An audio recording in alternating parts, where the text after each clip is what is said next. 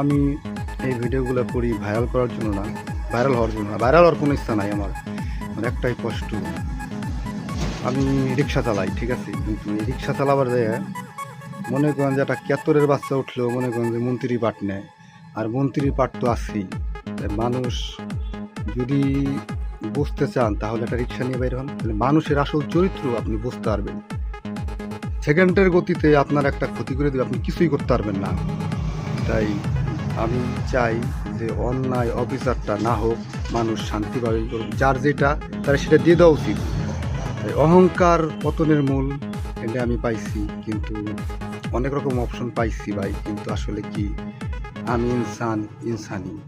আপনারা দোয়া করবেন, একটা আশা নিয়ে মানে আসছি, জানি আমার কাজটা সাকসেস হয়, আমি জানি সাধারণ লোকের পাশে দাঁড়ায় তাদের সমাধান করতে পারি, সে তৌফিক দান করেন। আমার রক্তের ভিতরে মনে করেন যে ন্যায়ের রক্ত।